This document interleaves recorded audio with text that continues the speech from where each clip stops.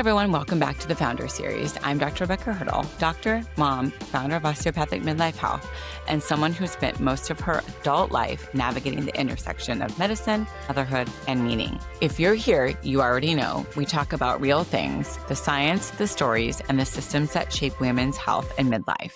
So today we're diving into a topic that hits close to home: how perimenopause and menopause show up in the workplace and how organizations can actually support women instead of pretending nothing's happening. In the Midlife Minute, we'll shift focus to Domestic Violence Awareness Month and explore how chronic stress and trauma intersect with menopause symptoms in ways that are rarely discussed. And finally, in the lab, we'll go deeper into the science of recovery, how trauma, hormonal shifts, and rest interconnect, and how midlife women can build resilience through nervous system regulation and individualized care. So this episode is about being seen at work, in our homes, and in our healing. So let's get started. When I started my career in medicine, I was about 25, hungry, idealistic, and ready to change the world. And like many young professionals, I thought success meant endurance. Show up, push through, keep going, but your body keeps score. By my 40s, I was deep in perimenopause, raising kids and working in environments that weren't built for women's biology. Expected to function the same every day, regardless of how much sleep I had, whether my hormones were balanced or if my cycle was shifting. And so many of you have lived that too. Showing up with a smile while your heart races, your brain fogs, your body temperature spikes mid-meeting. You are literally hemorrhaging through clothing. We talk about inclusion in the workplaces, but menopause is still invisible in most of them. You know, your shifts, whether it be 8 to 12-hour shifts where you think, if I take off this lab coat or this sweater or whatever it is, everyone will see the sweat down my back, on my brow. So you laugh it off, splash water on your neck, and that's just the way we do it. For me, a lot of that was also period dysfunctions, right? I was going from patient to patient, not being able to go 5 minutes in between each patient. And it was actually my nurse that looked at me and said, "You look really pale. Is something wrong with you?" And I was severely anemic, not realizing that the cups of ice that I was eating for weeks and weeks and weeks, although I know what that means, I never really realized it, was actually the severe anemia that was occurring because my cycles had become so crazy and so heavy. But we normalize it. We normalize discomfort to survive in systems that were never designed for us. And that has to change. If we can make room for maternity leave, we can make room for menopause. We can make room for perimenopause. If we can support mental health, we can support hormonal health. And if you're a leader, if you run a business or a team, you can start small. Ask yourself in your organization, do we allow flexibility for fluctuating energy levels? Are menopause and midlife health still taboo? Do our wellness benefits reflect women's real needs? By 2030, 1 in 4 working women will be over 50.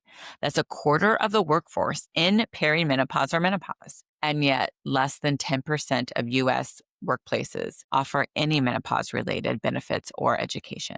We can do better than that. When I built my practice, I promised myself it would support women as they are, not as the world expects them to be. Flexible hours, temperature-controlled rooms, space for conversation. And when these things occur, productivity doesn't drop. It rises. It rises because when people feel safe and supported, they give their best. So if you're an employer, lead with empathy. If you're a woman in midlife, advocate for yourself. Your needs are not inconveniences. They're part of humanity. So in the Midlife Minute, we know that October is also Domestic Violence Awareness Month. And this one is hard, but necessary, because abuse doesn't always look like bruises. Sometimes it looks like hypervigilance, insomnia, anxiety that won't let up. For women in midlife, these symptoms can blur with menopause, and that overlap leads to silence and misdiagnosis. Women between 40 and 59 experience the highest rate of intimate partner violence, but they're the least likely to seek help. Add hormonal fluctuations that affect mood, sleep, and cognition, and it creates a perfect storm of invisibility. Menopause symptoms under duress become more severe.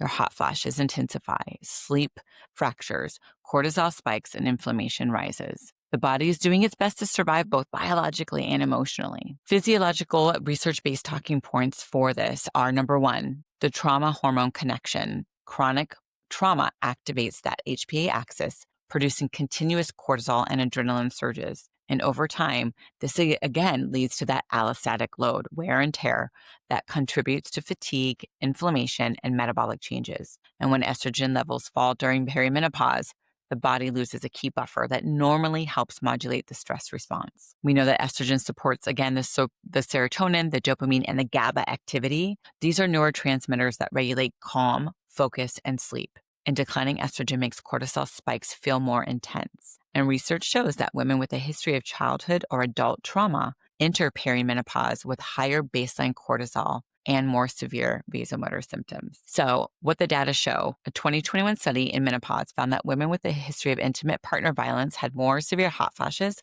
sleep problems, and anxiety compared to women without trauma histories. Trauma exposure is linked to earlier menopause onset and higher risk of heart disease, osteoporosis, and metabolic syndrome. Long-term stress alters the immune system and inflammatory cytokines, which can intensify night sweats, fatigue, and joint pain. 3, your emotional and somatic recovery practices. Teach practical interventions that can calm that HPA axis, like your deep diaphragmatic breathing, journaling, somatic grounding, noticing 5 things you can see and 4 you can touch, etc. Recommend trauma-informed therapy, EMDR, somatic experiencing, cognitive processing therapy, and normalize using hormone therapy or non-hormonal treatments as part of a recovery plan. The other thing that I think, we need to also be clear about with, just domestic violence or violence against women is that when, say you have a friend, if you have a friend or a colleague or something like that, that is experiencing domestic violence, and maybe you call that domestic violence out, be careful because their attacker will probably attack you in different ways, not necessarily physical ways, but in ways where they're harassing you. Maybe they go after you. Maybe it's litigation. Maybe they sue you for saying something about them, even though it's truth. Those things are very real experiences when you call someone out for doing something because they don't have control over you and they don't have control of the situation. And now they've been exposed. So when these types of attackers get exposed, then they usually will try and leash out at you and control you in the only way that they know how. And that is going to be verbally. It's going to be over social media. It's going to be over email, or they're going to use litigation and go after you that way. And it's very real. And it's just another form of abuse. It's another form of abuse. It's another form of trying to control something. So, domestic violence can have lots of different heads. It can be in several different forms. It can even be, and, personally, I've had this happen to me in relationships where someone said, you're just a family doctor, as though I'm, this low person on the totem pole.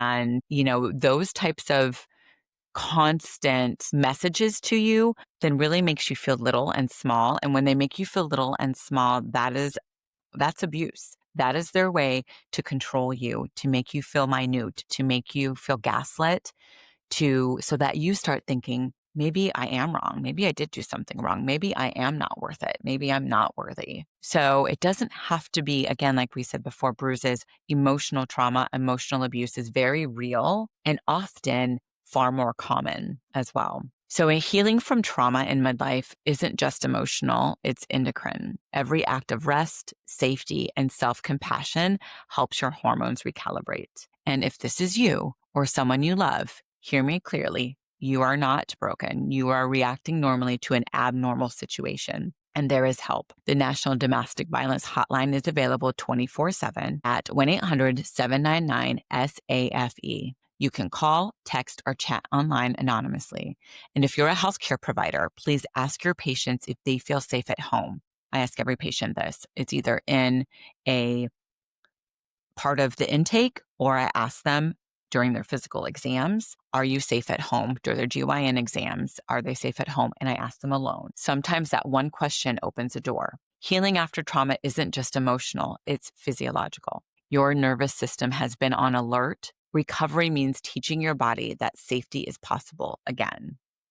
And let's talk about that. In the lab, rest, recovery, and resilience after trauma. So what happens when trauma meets menopause? And how can we help the body recover? Research from the National Institute of Mental Health shows that women in perimenopause are 60% more likely to experience new or worsen post-traumatic stress symptoms. That's not coincidence, that's biology. And as we said, estrogen interacts with cortisol, our primary stress hormone.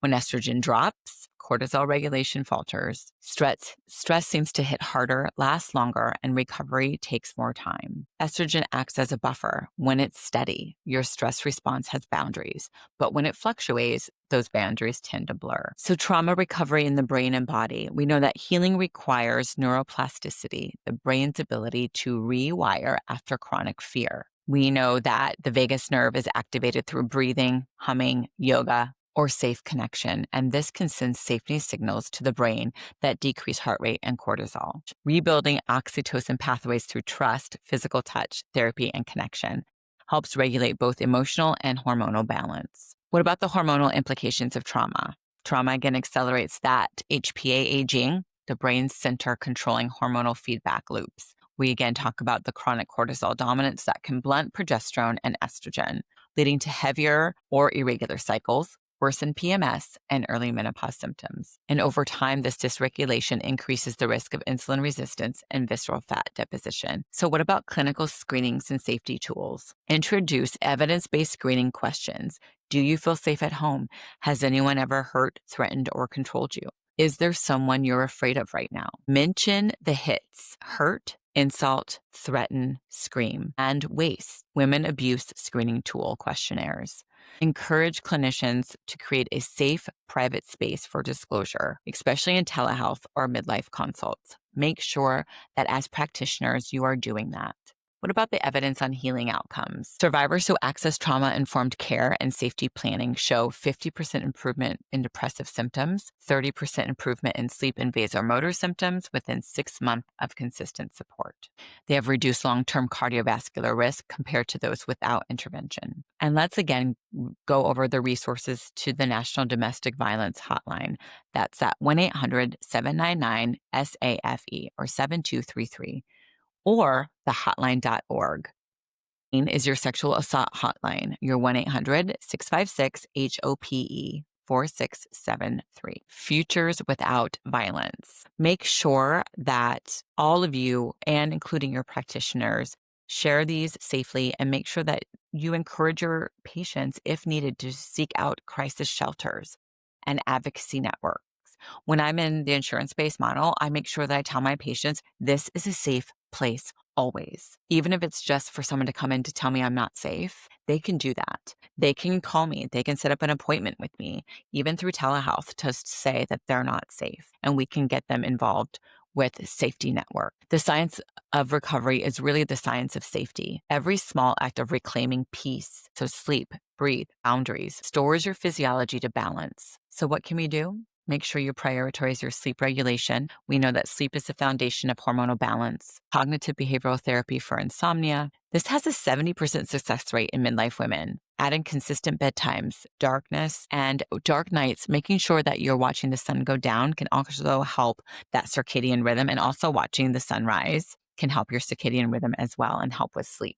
Make sure that you move and breathe gently. We know that over-exercising or too much intensity can also worsen those cortisol spikes. And if you know me, although 2 strength sessions a week, I would like that 3 to 4 strength sessions per week for your resistance training. Daily slow breath exhalations to re-engage that parasympathetic nervous system. And third, engage in your trauma-informed therapy. We know that EMDR, somatic experiencing, and even osteopathic manipulative therapy can help the body release your stored stress. Trauma isn't just mental, it lives in the body. And fourth, seek your medical support.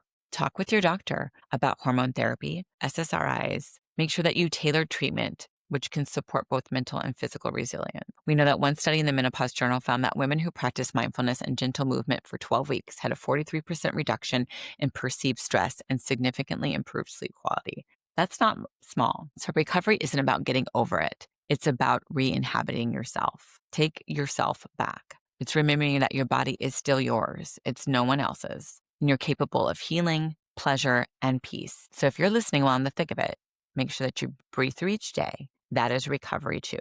Healing isn't linear, but it is possible. And since October is still here, I want to revisit something we touched on last time, World Menopause Awareness Day. Conversations like this is what true awareness is about. It's not just about hot flashes or hormones. It's about our humanity. Every time we talk about work, trauma, leadership, rest, we expand what menopause awareness actually means. It's about giving women permission to exist fully in their changing bodies and seasons. So if you do one thing this month, share something you've learned, talk about it, post it, bring it up at work, because awareness spreads through stories, and your stories might be exactly what someone else needs to hear. You can send comments, you can email, you can share your stories. So as we close, take a deep breath and check in with yourself. How are you really? Thriving in midlife isn't about having it all together. It's about honoring your capacity and leading yourself with compassion. If you manage people, create the space you wished you had. If you're healing, give yourself time. If you're advocating, keep going. Change happens one voice at a time. So thank you for spending part of your day with me. If this episode spoke to you, share it with someone who needs it. Follow along on Instagram and YouTube at Dr. Rebecca Hertel for more on science, strength, and self-advocacy. I'm Dr. Rebecca Hertel, and this was the Founder Series, and I'll see you next time.